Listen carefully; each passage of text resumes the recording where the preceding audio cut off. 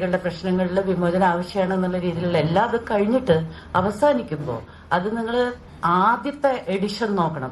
ആദ്യത്തെ എഡിഷനിലെ ഏറ്റവും അവസാനത്തെ പേജിൽ ഒരു വാചകമുണ്ട്.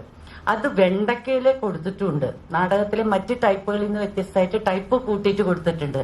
ആ വാചകം ഇതാണ്: പിന്നെ വേണമെങ്കിൽ പുരുഷന്റെ മേന്മയ്ക്ക് വേണ്ടി സ്ത്രീ അബലയായി തന്നെ ഇരുന്നു കൊള്ളട്ടെ, എങ്കിലും അവളുടെ പട്ടുസാരിയുടെ വർക്ക് വേണം രാജ്യത്തിന്റെ മുറിവ് കേട്ടാൻ. എന്തപ്പത് അല്ലേ? അപ്പൊ ഈ ഒരു ആറ്റിറ്റ്യൂഡ് അത് കോംപ്രമൈസ് ആണ്. വീട്ടി ഭട്ടതിരിപ്പാടിന്റെ നാടകത്തിലുണ്ടായിരുന്ന കോംപ്രമൈസ് തൊഴിൽ കേന്ദ്രത്തിലേക്ക് ഇല്ല. തൊഴിൽ കേന്ദ്രത്തിലേക്ക് പോകരുത്, നിന്നെ വേശ്യാഗ്രഹത്തിലേക്കാണ് നീ പോകുന്നത് എന്ന് പറഞ്ഞ് ശകാരിച്ച ഭർത്താവിന്റെ നേർക്ക് വേശ്യാഗ്രഹത്തിലേക്ക് അല്ലേ, തൊഴിൽ കേന്ദ്രത്തിലേക്ക് ഞാൻ പോകുന്നത് പണിയെടുത്ത് ജീവിക്കാൻ വേണ്ടിയിട്ടാണ്, എന്റെ സ്വന്തം സമ്പാദ്യം ഉണ്ടാക്കാൻ വേണ്ടിയിട്ടാണ്. നിങ്ങൾ അങ്ങടെ വേശ്യാലയത്തിലേക്ക് വരുമ്പോ ഇതും കൂടി കൊണ്ടുവന്നു എന്ന് പറഞ്ഞ് താലി പൊട്ടിച്ചെറിഞ്ഞു. അങ്ങനത്തെ ഒരു നിലപാടെടുത്ത ഒരു സ്ത്രീ കഥാപാത്രം. ആ നാടകം മാർജിനലൈസ് ചെയ്യപ്പെട്ടു. പിന്നീട് ആ നാടകം സ്ത്രീ വിമോചന ആശയങ്ങൾ ശക്തമായപ്പോൾ വീണ്ടെടുക്കപ്പെടുകയായിരുന്നു. വീണ്ടെടുക്കപ്പെട്ട കുറെ സംഗതികൾ ഉണ്ട് ചരിത്രത്തില്. അതിലൊന്ന് ഈ തൊഴിൽ കേന്ദ്രത്തിലേക്ക് എന്ന് പറയുന്ന നാടകമാണ്. കാരണം നമ്മുടെ അവബോധം മാറി. സ്ത്രീപക്ഷ ചിന്തകൾ അല്ലെങ്കിൽ സ്ത്രീ അനുകൂലമായിട്ടുള്ള ഒരു സാമൂഹ്യ അവസ്ഥ ഉണ്ടായി വരുമ്പോൾ ഇത്തരത്തിൽ മറക്കപ്പെട്ട സാധനങ്ങൾ എടുത്തു. കെ സരസ്വതിയമ്മ പോലെയുള്ള ഒരു നോവലിസ്റ്റ്, ഒരു റൈറ്റർ, അവരും വീണ്ടെടുക്കപ്പെടുകയായിരുന്നു. അപ്പൊ ഈ ഞാൻ പറഞ്ഞത് ഇതാണ്, നമ്മുടെ രീതി എന്താ അറിയോ? പുരുഷൻ തീരുമാനിക്കും, സ്ത്രീക്ക് വേണ്ടിയും പുരുഷൻ തീരുമാനിക്കും. അങ്ങനെ തീരുമാനിക്കുന്നത് സ്ത്രീക്ക് അനുകൂലമായിരിക്കും, നല്ല കാര്യമായിരിക്കും. പക്ഷെ പുരുഷൻ തീരുമാനിക്കും. ഈ പറയുന്ന ആറ്റിറ്റ്യൂഡ് ആദ്യം തന്നെ പരിശോധിക്കപ്പെടണം. ഇപ്പൊ നമ്മൾ പദങ്ങളെ കൈകാര്യം ചെയ്യാൻ അല്ലെങ്കിൽ പദങ്ങളിലുള്ള സ്ത്രീ വിരുദ്ധത എന്താണ് എന്ന് ആലോചിക്കാൻ പുറപ്പെടുമ്പോ തന്നെ ആദ്യം മനസ്സിലാക്കേണ്ടത് എന്താ സ്ത്രീ വിരുദ്ധത എന്നുള്ളതാണ്. സമൂഹത്തിൽ നിലനിൽക്കുന്ന പാട്രിയാർക്കി സ്ത്രീ വിരുദ്ധമാണ് എന്ന് മനസ്സിലാക്കിയാലേ നമുക്ക് വാക്കുകളെ സമീപിക്കാൻ തന്നെ കഴിയുള്ളൂ. ഇപ്പോ ഒരു കുടുംബത്തിൽ നിലനിൽക്കുന്ന ഒരു കാര്യത്തെ പറ്റി പറയുമ്പോൾ അല്ലെങ്കിൽ സ്ത്രീയുടെ എന്തെങ്കിലും ഒരു പ്രശ്നം പറയുമ്പോൾ കുടുംബത്തിൽ കീഴടങ്ങി ജീവിക്കണം അല്ലെങ്കിൽ കുടുംബത്തിൽ നിൽക്കണം എന്ന് പറയുന്നൊരു വാദം ഉന്നയിക്കുമ്പോൾ ഈ കുടുംബം രൂപപ്പെട്ടിട്ടുള്ള മൂല്യവ്യവസ്ഥ എന്തിന്റെ അടിസ്ഥാനത്തിലാണെന്ന് ചോദിക്കണം. ഇതൊക്കെ രൂപപ്പെട്ടിട്ടുള്ള വളരെ പിതൃമേധാവിത്വപരമായിട്ടുള്ള ഒരു മൂല്യവ്യവസ്ഥയ്ക്കകത്ത് നിലനിൽക്കുന്ന സ്ഥാപനങ്ങൾ, ഈ സ്ഥാപനങ്ങളിൽ നിന്ന് ഉണ്ടായി വരുന്ന ഡിസിഷൻ മേക്കിംഗ് ആയാലും ഇതിന്റെ എല്ലാ ഭാഷയായാലും ആശയമായാലും ഒക്കെ തന്നെ സ്ത്രീ വിരുദ്ധം ആണ്. അതുകൊണ്ട് തന്നെ നിങ്ങൾ ഏത് മൊറാലിറ്റിയെ പറ്റിയാ സംസാരിക്കുന്നത്?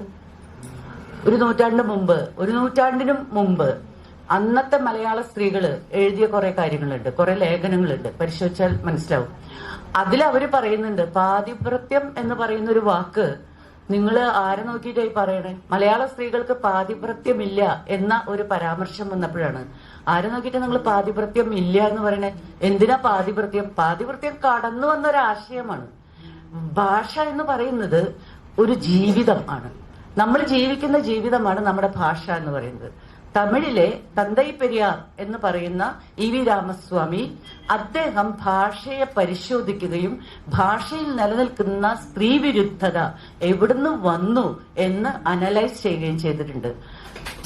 അദ്ദേഹം പറയുകയുണ്ടായി, തമിഴ് ജനതയോട് പറയുകയുണ്ടായി, ഈ പാതിവൃത്യം, ചാരിത്ര്യം, അതുപോലെ തന്നെ കന്യാദാനം ഇതൊന്നും നമുക്ക് ഉണ്ടായിരുന്നില്ലല്ലോ, ഇത് എവിടുന്ന് വന്നു എന്ന് ചോദിക്കുന്നുണ്ട്. ഇത് എവിടുന്ന വന്നത്? സംസ്കൃത അധിനിവേശം കൊണ്ട് സംസ്കൃത ഭാഷ സംസാരിക്കുന്ന ഒരു ഭാഷണ സമൂഹവുമായിട്ടുള്ള സമ്പർക്കം കൊണ്ട് അവരുടെ പിതൃമേധാവിത്വ അധിഷ്ഠിതമായ ഒരു ജീവിതം നാം സ്വീകരിച്ചതുകൊണ്ട് അതിനെ ഉദാത്തവൽക്കരിച്ചതുകൊണ്ട് നമ്മൾ സ്വീകരിച്ചതാണ് ഈ കന്യാദാനം, പാതിവൃത്യം, ചാരിത്രം എന്നൊക്കെ ഉള്ളത്. ഇതിനെ ഇതായിട്ട് അദ്ദേഹം മുലപറിച്ചെറിഞ്ഞ മറ്റേ മറ്റേ തമിഴിലെ കണ്ണകിയെ പോലും ക്വസ്റ്റ്യൻ ചെയ്യുന്നുണ്ട് ഇ.വി. രാമസ്വാമി നായർ. അപ്പൊ എന്തിനാണ് ഭാഷ പരിശോധിച്ചത്?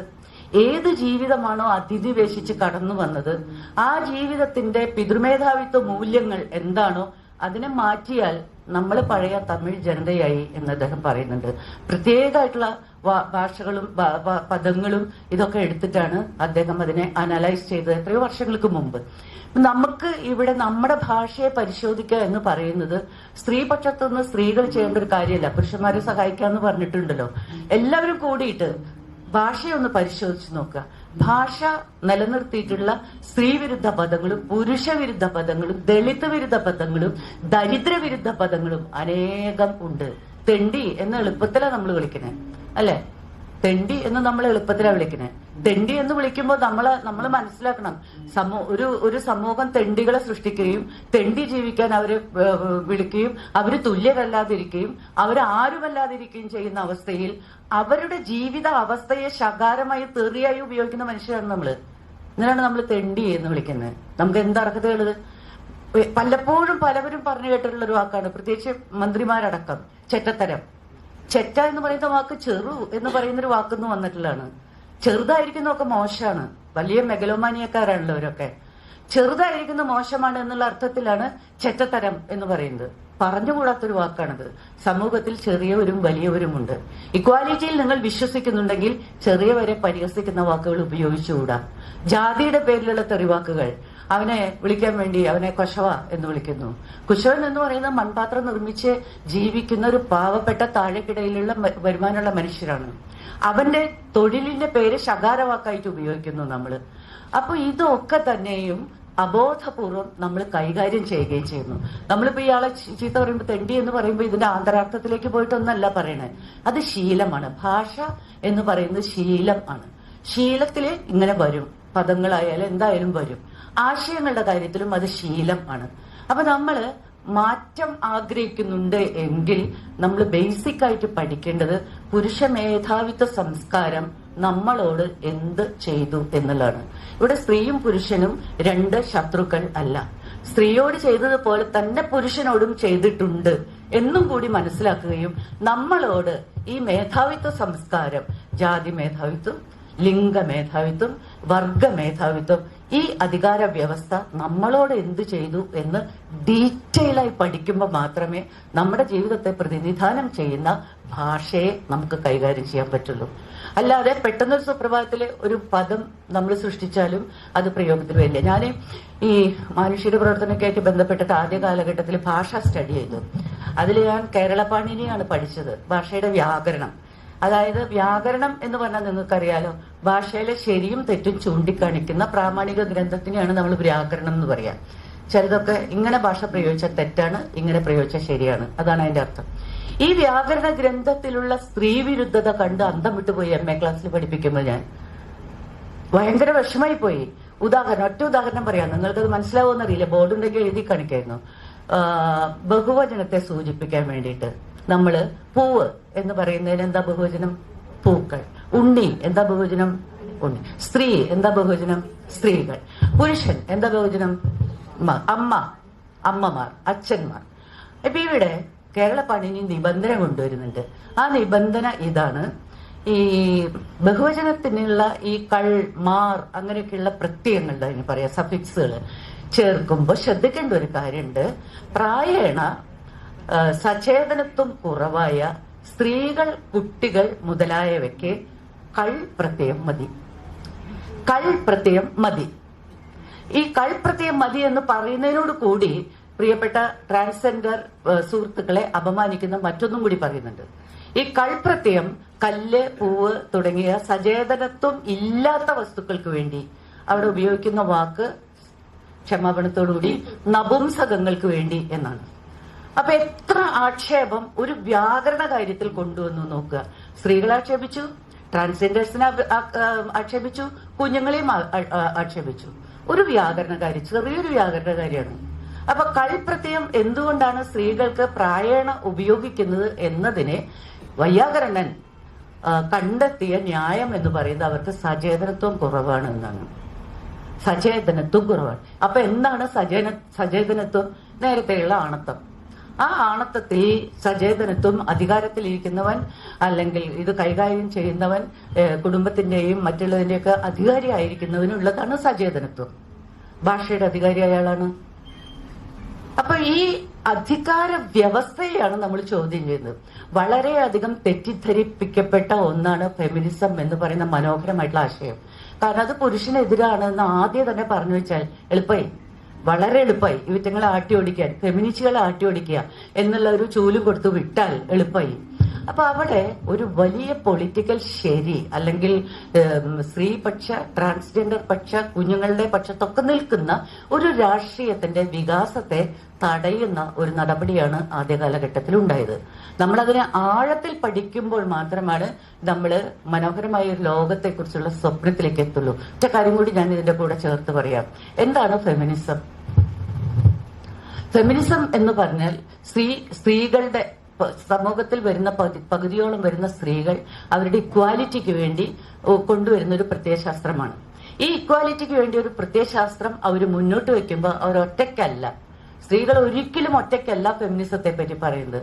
തങ്ങളെ പോലെ ഇക്വാലിറ്റി ഇല്ലാത്ത നിരവധി സമൂഹങ്ങൾ, നിരവധി വിഭാഗങ്ങൾ ഈ സമൂഹത്തിൽ ഉണ്ട്. സാമൂഹികമായ തുല്യത ഇല്ലാത്ത എല്ലാ വിഭാഗങ്ങളെയും ചേർത്ത് പിടിച്ചുകൊണ്ട് ഒരു വിമോചനാശയം മുന്നോട്ട് വെക്കുകയാണ് ഫെമിനിസം ചെയ്യുന്നത്.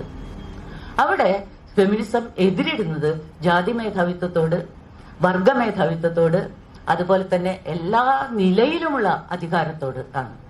അധികാരത്തിന്റെ മേധാവിത്വത്തോടാണ് കലഹിക്കുന്നത്. ഇനി മറിച്ച് പുരുഷ മേധാവിത്വം എന്ന് പറയുന്നൊരു വാക്ക് തെറ്റിദ്ധരിക്കപ്പെട്ടു. നിങ്ങൾക്ക് വേണ്ടത് സ്ത്രീ മേധാവിത്വമാണ്. അല്ല, രണ്ടും ഈക്വലി മോശപ്പെട്ട കാര്യങ്ങളാണ്, ഈക്വലി പാടില്ലാത്ത കാര്യങ്ങളാണ്. നമ്മൾ നിലകൊള്ളുന്നത് തുല്യതയ്ക്ക് വേണ്ടിയാണ്, തുല്യനീതിക്ക് വേണ്ടിയും തുല്യ അവകാശത്തിന് വേണ്ടിയാണ്. അപ്പൊ ഈ ഒരു ബേസിസിൽ നിന്നുകൊണ്ട് നമ്മൾ ജീവിക്കുന്ന ജീവിതത്തിൽ എങ്ങനെയാണ് ഈ പിതൃമേധാവിത്വ വ്യവസ്ഥ നിലനിൽക്കുന്നത് എന്നും അത് എങ്ങനെയാണ് ഭാഷയിൽ പ്രതിഫലിക്കുന്നത് എന്നുമുള്ള ഒരു ഡീറ്റെയിൽഡ് സ്റ്റഡിയിലൂടെ മാത്രമേ നമുക്ക് ഇതിനെ മാറ്റാനായിട്ട് അല്ലെങ്കിൽ മാറി എടുക്കാനായിട്ട് സാധിക്കുള്ളൂ. വാക്കുകളെ കണ്ടെത്താനൊക്കെ ഒരു നിഘണ്ടു നിർമ്മാണം വളരെ മനോഹരമായിട്ടുള്ള ഒരു കാര്യമാണ്. ഒരുപക്ഷെ ഈ എന്താ പറയാ, ഭാഷാ ഇൻസ്റ്റിറ്റ്യൂട്ട് പോലെയുള്ള സ്ഥാപനങ്ങൾ നടത്തിയ ടെക്നിക്കൽ പദങ്ങൾക്ക് വേണ്ടിയിട്ട് നടത്തിയ ഒരു നിഘണ്ടു നിർമ്മാണമുണ്ട്. സ്വിച്ചിന്റെ തമാശയായിട്ട് നമ്മൾ പറയാറില്ലേ, അങ്ങനെയുള്ളത്.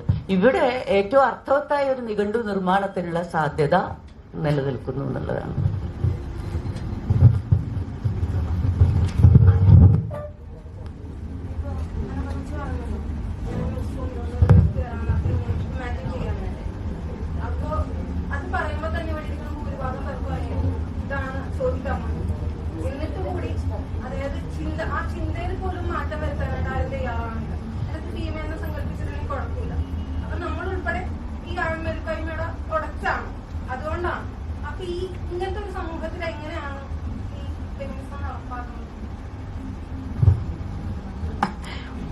നമ്മൾ ഇത്ര വർഷങ്ങളായി ചർച്ച ചെയ്തുകൊണ്ടിരിക്കുന്ന ഉത്തരം കണ്ടെത്താൻ പറ്റാത്തതുമായ ചോദ്യമാണത്. വളരെ നല്ല ചോദ്യമാണ്. നമ്മളിത് പറഞ്ഞുകൊണ്ടേയിരിക്കുക എന്നുള്ളതാണ് എൻ്റെ മനസ്സിൽ അതിന് തോന്നിയിട്ടുള്ള ഒരു ഉത്തരം. ഫെമിനിസം എന്നുള്ള ആശയം എല്ലാ കാലത്തും ഒരു വിഭാഗം പുച്ഛിക്കുന്ന ഒരു ആശയമായിരിക്കും. അതെന്താണ്? ഞാൻ പല സിനിമാ നടിമാരുടെയും ഇന്റർവ്യൂ കാണുമ്പോൾ ഞാനൊരു ഫെമിനിസ്റ്റ് അല്ല, എനിക്ക് പക്ഷെ തുല്യതയിൽ വിശ്വസിക്കുന്ന ഒരാളാണ് എന്ന് പറയും. അപ്പം അതാണല്ലോ ഫെമിനിസം. എന്താണ് ഫെമിനിസം? ഫെമിനിസം എന്ന് പറയുമ്പോൾ ഇവിടെ ആരും ഒരു ജെൻഡർ മറ്റൊരു ജെൻഡറിനെ അടിച്ചു താഴ്ത്തി അവർ മുന്നോട്ട് വരണം എന്ന് വിചാരിക്കുന്ന ഒരു ചിന്താധാരണയല്ല. ഫെമിനിസം എന്ന് പറയുന്നത് തുല്യതയ്ക്ക് വേണ്ടിയുള്ള ഒരു പോരാട്ടം നടത്തുന്ന ഒരു ഫെമിനിസ്റ്റ് പ്രസ്ഥാനം എന്ന് പറയുന്ന അതാണ്. അപ്പം ഇത് എങ്ങനെയാണ് ഫെമിനിസം നടപ്പാക്കുക എന്ന് ചോദിച്ചാൽ നമ്മളിത് പറഞ്ഞുകൊണ്ടേയിരിക്കുക. ഞാൻ അതുകൊണ്ടാണ് പറഞ്ഞത്, ഇവിടെയുള്ള പുരുഷ സുഹൃത്തുക്കൾ കുറെ പേർ വന്നിട്ടുണ്ട്, എങ്കിലും എല്ലാ പുരുഷ സുഹൃത്തുക്കളും ഇവിടെ വരണമായിരുന്നു. നമ്മൾ ഇത്തരം വിഷയങ്ങൾ ചർച്ച ചെയ്യുമ്പോൾ അവരെ ഇൻക്ലൂഡ് ചെയ്യണം പാനലിൽ. ഇപ്പം രാഷ്ട്രീയ വിഷയങ്ങൾ ചർച്ച ചെയ്യുമ്പോൾ ചാനലുകൾ അതിനെ മാനലുകളാക്കി മാറ്റുന്നത് പോലെയല്ല. ഉദാഹരണത്തിന് ഞാൻ ചാനൽ ചർച്ച ചെയ്തപ്പോഴും പിന്നീട് ഞാൻ വലിയ കുറ്റബോധത്തോടെ ആലോചിച്ചിട്ടുണ്ട്. ചില സമയങ്ങളിൽ ഞാൻ മാത്രമായിരിക്കും സ്ത്രീ, 4 പേർ വന്നിരിക്കുന്നവർ പുരുഷന്മാരായിരിക്കും. അതെന്താ, സ്ത്രീകൾക്ക് രാഷ്ട്രീയം സംസാരിച്ചുകൂടെ? പക്ഷെ നമ്മൾ പോലും അതിനകത്ത് പെട്ടുപോകുന്നു എന്നുള്ളതാണ്. ഞാൻ ചാനലിൽ ജോയിൻ ചെയ്യുന്ന സമയത്ത് ഒരുപാടല്ല ഭൂരിഭാഗം ചർച്ചകളും പുരുഷന്മാരോടൊപ്പമാണ് ചെയ്തത്. ഇനി ഞാൻ അങ്ങനെ ചെയ്യില്ല. ഇനി ഞാനിരിക്കുന്ന പാനലിൽ എത്ര സ്ത്രീകളുണ്ട് എന്നത് അറിഞ്ഞതിന് ശേഷം മാത്രമേ ഞാൻ ഓരോ പാനലിലും ഇരിക്കുകയുള്ളൂ. അതിൻ്റെ അകത്തുള്ള പ്രാതിനിധ്യം അവർ എത്രത്തോളം ആത്മാർത്ഥമായി അതിനുവേണ്ടി പ്രയത്നിച്ചിട്ടുണ്ട് എന്നുള്ളതും ആലോചിച്ച ശേഷം മാത്രമേ ഇനിയുള്ള പാനൽ ഡിസ്കഷനിൽ ഇരിക്കുള്ളൂ. ചില ആളുകൾ പറയും ഞങ്ങൾ പാനലിസ്റ്റുകളെ സ്ത്രീകളായവരെ ഇപ്പോൾ ഈ അടുത്ത് കാലിക്കറ്റ് യൂണിവേഴ്സിറ്റി ഒരു പരിപാടി നടത്തി, എൻ്റെ അൽമനൈ യൂണിവേഴ്സിറ്റിയാണ്. അപ്പോൾ അതിന്റെ ഞങ്ങളുടെ ആ ഗ്രൂപ്പുകളിൽ അതിന്റെ ഇത് വന്നു, മാധ്യമ പ്രവർത്തനത്തെ കുറിച്ചാണ്. അതിൻ്റെ അകത്ത് 2-3 പ്രമുഖ ജേർണലിസ്റ്റുകൾ പങ്കെടുക്കുന്നുണ്ട്. എല്ലാവരും പുരുഷന്മാര്. ഞാൻ അതിന്റെ യൂണിവേഴ്സിറ്റിയിലെ പ്രൊഫസർ ആയിട്ടുള്ള ഒരാള്, ഞങ്ങളെ സീനിയർ ആയിട്ടുള്ള ഒരാളാണ്. ഞാൻ വിളിച്ചു ചോദിച്ചാൽ എന്താ നിങ്ങള് സ്ത്രീകളുണ്ടായിരുന്നില്ലേ, എന്താ സ്ത്രീകളില്ലാത്തത്?